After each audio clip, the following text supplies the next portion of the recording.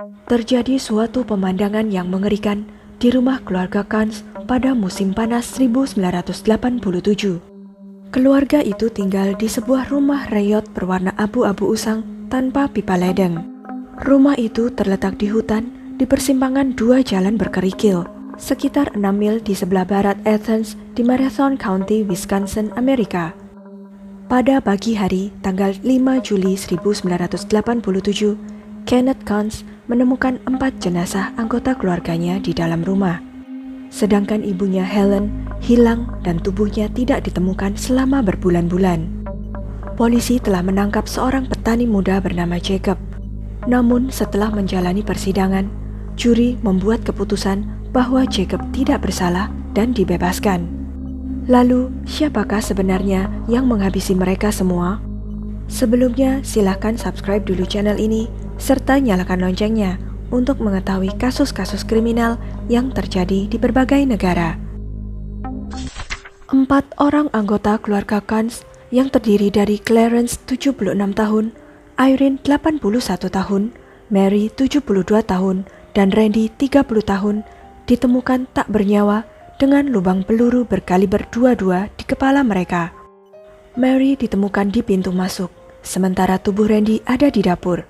Clarence berada di kamar tidurnya, dan Irene ditemukan sedang duduk di kursi berlengan. Saat menemukan jenazah anggota keluarganya, Kenneth Kans menyadari bahwa ibunya Helen tidak ditemukan dimanapun. Ada spekulasi singkat bahwa Helen sendiri mungkin yang melakukan pembunuhan, tetapi pihak berwenang dengan cepat menyimpulkan bahwa ia kemungkinan besar adalah korban penculikan. Komunitas setempat berkumpul dan mencetak t-shirt berkancing dengan tulisan "Where is Helen?" dicetak di bagian depan dengan harapan bahwa Helen suatu hari nanti akan ditemukan. Sayangnya, tubuhnya ditemukan 9 bulan kemudian di dekat sungai di Medford, Wisconsin dengan lubang peluru yang sama di kepalanya. Sepotong bukti baru yang mengerikan ini semakin memperumit misteri yang sudah membingungkan. Sebelumnya, keluarga Kans diperlakukan sebagai orang asing oleh orang-orang di komunitas tersebut, termasuk oleh Jacobs. Keluarga Kans memang berbeda. Mereka suka menyendiri dan mengenakan pakaian bekas serta ketinggalan zaman.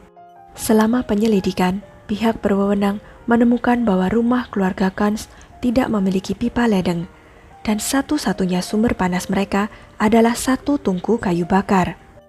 Penyelidik juga melaporkan bahwa rumah itu penuh dengan sampah dan kotoran. Meskipun kekurangan fasilitas modern, keluarga Kans memiliki TV dan VCR, serta perpustakaan luas yang berisi kaset video dan majalah yang berbau porno.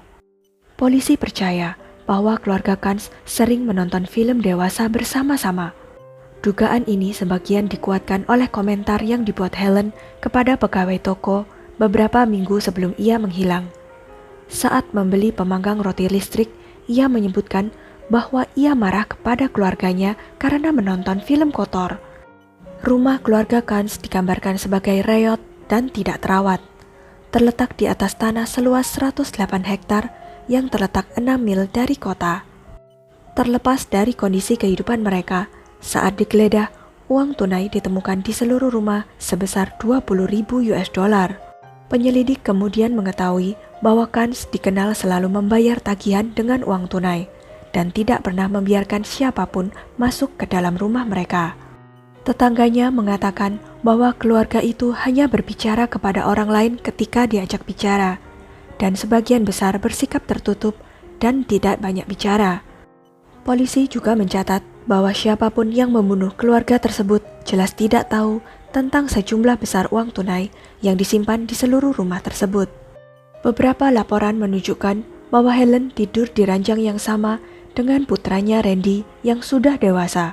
Sedangkan Clarence, Mary, dan Irene juga dikatakan tidur bersama di ruang tamu. Rumor seputar asal-usul lahirnya Kenneth menyatakan bahwa anggota keluarga Kans melakukan tindakan inses. Ketika Helen hamil pada tahun 1933, seorang tetangga bernama Frank Combs dihukum karena meruda paksa Helen yang saat itu berusia 15 tahun. Namun, desas-desus beredar selama beberapa dekade bahwa Clarence adalah ayah kandungnya. karena Helen dan Clarence dikatakan memiliki hubungan yang sangat dekat. Beberapa minggu sebelum pembunuhan, Helen membeli peluru kaliber 22 dari Wheeler, toko perangkat setempat.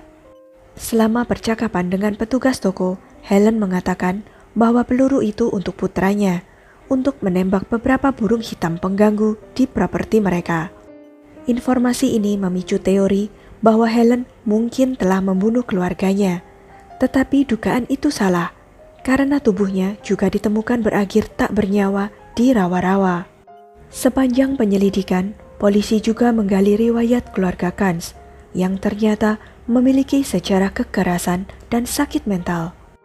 Anna dan Ignaz Kans, orang tua Helen, Irene, Clarence, dan Mary, pernah mengalami trauma di awal pernikahan mereka. Pada bulan Desember 1905, mereka tinggal bersama Mary, ibu Ignaz, di sebuah rumah di Manitowoc, Wisconsin. Suatu malam, sewaktu pulang kerja, Anna menemukan bahwa saudara laki-laki Ignaz, Wenzel, telah memukul Mary, ibu mertuanya itu, sampai mati di tempat tidurnya.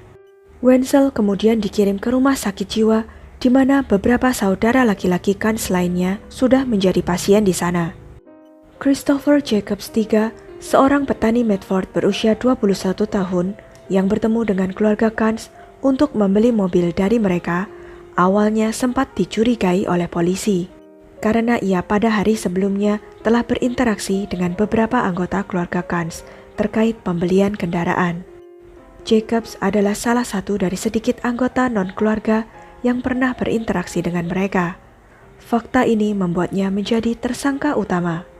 Pada malam tanggal 4 Juli 1987, Jacobs dikabarkan mampir ke peternakan keluarga Kans untuk membeli mobil dari Randy.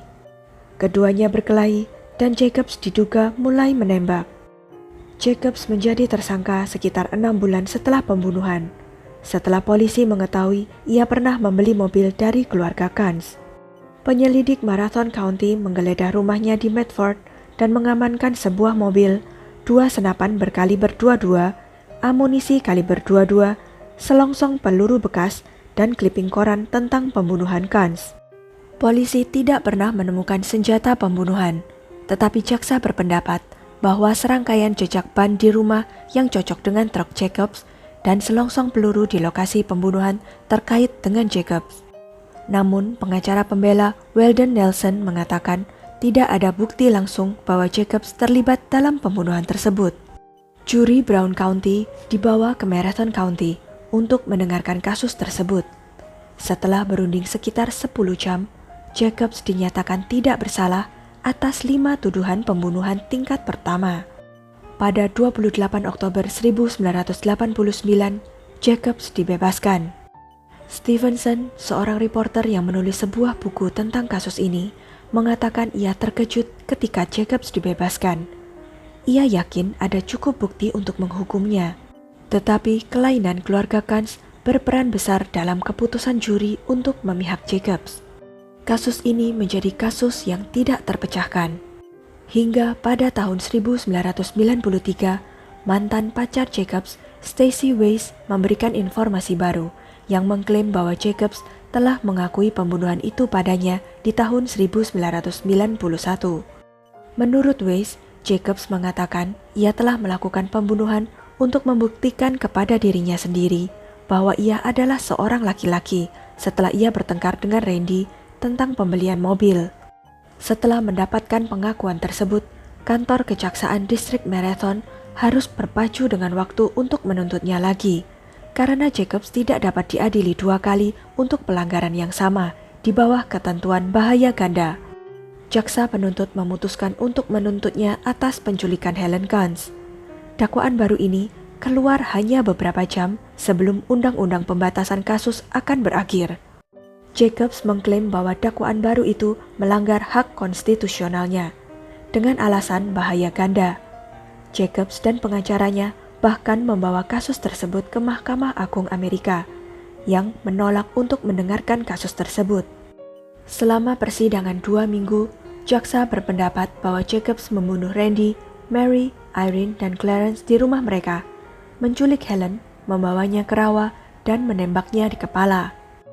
Menurut wawancara Weiss dengan polisi Marathon County, ia dan Jacobs sedang mengemudi kembali dari liga biliar di sebuah bar di Stratford ketika Jacobs bertanya kepadanya bagaimana ia akan bereaksi jika Jacobs mengatakan kepadanya bahwa ia benar-benar melakukan pembunuhan. Jacobs memberitahu Weiss bahwa ia membunuh keluarga Kunz untuk membuktikan pada dirinya sendiri bahwa ia adalah laki-laki. Pada malam pembunuhan, Randy membiarkan Jacobs masuk ke rumah untuk membicarakan soal penjualan mobil pada Randy. Kedua pria itu bertengkar. Jacobs kemudian menembak Randy dan anggota keluarga lainnya sebelum mengikat Helen dan membawanya ke rawa tempat tubuhnya ditemukan. Weiss juga berkata pada malam Jacobs mengaku kepadanya ia membawanya pergi ke rumah Kunz dan memarkir mobil di taman di sebelah rumah. Jacobs kemudian mengantarnya ke tempat ia membunuh Helen dan meninggalkan tubuhnya. Jacobs juga memberitahu Weiss bahwa ia telah mengaku kepada Nelson, pengacara pembelanya, bahwa ia melakukan pembunuhan tersebut.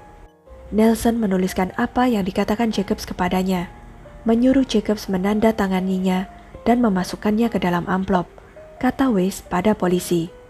Di persidangan, Nelson mencoba mendiskreditkan Weiss, menyebutnya pembohong dan penjahat, menuduhnya hanya berusaha membalas dendam pada Jacobs dan menyebut wanita itu sebagai mantan pacar yang tidak puas dan ditolak cintanya, yang mengancam akan membalas Jacobs ketika mereka putus musim gugur yang lalu. Jaksa penuntut mengandalkan jejak ban yang sama dan bukti selongsong senjata yang telah disampaikan pada persidangan pertama, bersama dengan kesaksian Weiss. Setelah hanya 4 jam pertimbangan, juri di St. Croix County memutuskan Jacobs bersalah pada Juni 1998. Ia dijatuhi hukuman 31 tahun penjara. Pembebasan bersyaratnya jatuh pada Februari 2020 saat ia berusia 53 tahun. Christopher Jacobs seharusnya dibebaskan bersyarat pada 4 Februari 2020 dari Lembaga Pemasyarakatan Columbia, tetapi ia malah berakhir di dalam penjara Marathon County karena pelanggaran aturan. Jacobs sepertinya tidak mau dibebaskan bersyarat di Wisconsin karena takut akan pembalasan dari polisi. Jacobs sebelumnya telah mengajukan petisi kepada hakim pada tahun 2018 untuk mempersingkat hukumannya, sehingga ia dapat meninggalkan Wisconsin setelah dibebaskan. Permintaan itu ditolak. Pada tahun 2020, Jacobs bahkan tidak ingin bertemu dengan petugas pembebasan bersyaratnya dan menyatakan bahwa ia lebih suka menjalani sisa hukumannya. Sekian kisah kali ini. Jangan lupa untuk klik like, share, subscribe, dan komen ya pendapat kalian. Sampai jumpa lagi di video-video selanjutnya.